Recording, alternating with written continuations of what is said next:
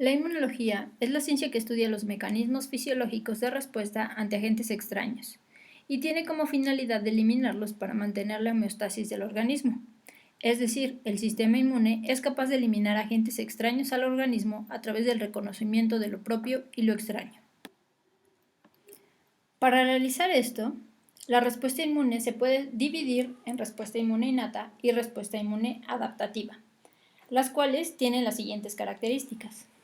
La respuesta inmune innata es rápida. Utiliza diferentes células como los polimorfonucleares, basófilos, eosinófilos y neutrófilos. También monocitos, macrófagos, mastocitos, células NK y linfocitos innatos.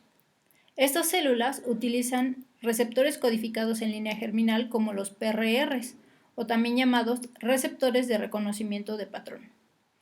La respuesta inmune innata no genera memoria y los mecanismos efectores que tiene son los péptidos antimicrobianos, fagocitosis, el sistema de complemento, la producción de citocinas y la citotoxicidad por las células NK. Mientras que la respuesta inmune adaptativa es tardía, puede tardar de 7 a 14 días para llevarse a cabo.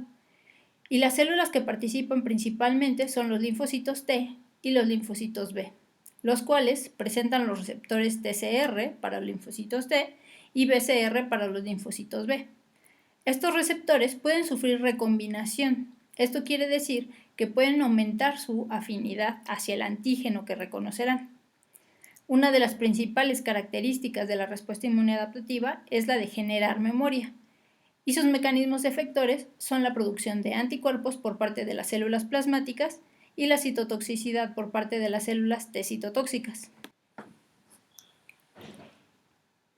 Además de estudiar los mecanismos de defensa del organismo, la inmunología tiene tres principales aplicaciones en la práctica médica: la prevención o profilaxis, el diagnóstico y el tratamiento. En el caso de la profilaxis, una de las principales aplicaciones es la generación de inmunógenos o vacunas. En el caso del diagnóstico, las técnicas más utilizadas serán la serología y algunas otras técnicas como la inmunofluorescencia. Y en el tratamiento se aplicarán sueros hiperinmunes que también son llamados antitoxinas o antivenenos. La respuesta inmune, además, puede ser afectada por factores genéticos y no genéticos. Dentro de los genéticos podemos encontrar a la especie, al sexo, la temperatura, la raza o la expresión de diferentes receptores.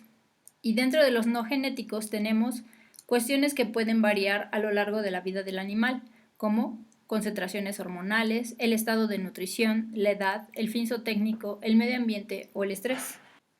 Algunos ejemplos de los genéticos son en las razas de perros. Tenemos que la raza Xoloscuintle tiene un pobre desarrollo tímico. Esto le genera desventaja en comparación con otras razas de perros. También tenemos que dentro de la especie no todos tienen los mismos órganos linfoides primarios ni secundarios. Tenemos, por ejemplo, que los anfibios carecen de ganglios linfáticos, a diferencia de los mamíferos. Dentro de los no genéticos tenemos unos muy importantes, como el estado nutricional y el estrés. Sabemos que una desnutrición marcada y el estrés causan un estado de inmunosupresión transitoria. De igual manera, algunas hormonas, como las esteroideas, causan inmunosupresión. El estudio de la inmunología tiene mucho tiempo.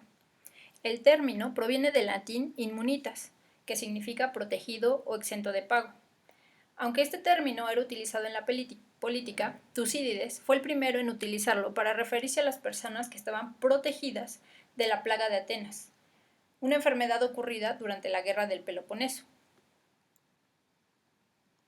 Mucho tiempo después, los chinos y los turcos, al enfrentarse con la viruela, desarrollaron una técnica denominada variolización. En esta técnica maceraban las costras de los enfermos y las aplicaban vía nasal a las personas sanas para que pudieran protegerse de la infección con la viruela. A esto actualmente le denominamos inmunización. Esta misma técnica fue llevada al occidente por Lady Mary Montagu, una aristócrata inglesa que practicó en su propia hija la variolización para protegerla durante su estancia en el Imperio Otomano, que actualmente es Turquía. Posteriormente, Benjamin Jetsey, un agricultor inglés, también practicó la variolización en su esposa, utilizando, sin embargo, costras de viruela de las vacas, fenómeno que en la actualidad denominamos antigenicidad cruzada. Sin embargo, sus trabajos no fueron publicados hasta mucho después. Utilizando esta misma técnica, y a diferencia de Benjamin Jetsi, Edward Jenner realizó estudios más profundos sobre la variolización con las costras de las viruelas de las vacas, e incluso en su honor se acuñó el término vacunación. Hasta ese momento las observaciones eran meramente descriptivas, pero en 1877 Louis Pasteur desarrolla los métodos de atenuación de microorganismos para utilizarlos en la vacunación contra el cólera aviar y la rabia. En este mismo año, Paul Ehrlich desarrolla varias tinciones para células y tejidos, y describe a los leucocitos en la sangre, principalmente a los mastocitos. Otro investigador importante y contemporáneo a Pasteur y Ehrlich fue Elias Metchnikoff, quien describe el proceso de fagocitosis en larvas de estrellas de mar. Descubre entonces otra parte importante del sistema inmune, en este caso de la respuesta inmune innata. Dos discípulos de Pasteur, Alexander Yersin y Rux, encontraron que la base de la protección de la vacunación estaba en el suero. Y casi simultáneamente, Behring y Kitasato realizan el mismo descubrimiento y desarrollan sueros antitoxinas contra la difteria. Tratando de dilucidar más procesos involucrados en la respuesta inmune, Karl Landsteiner hace importantes descubrimientos sobre las transfusiones sanguíneas y describe los grupos sanguíneos en los humanos.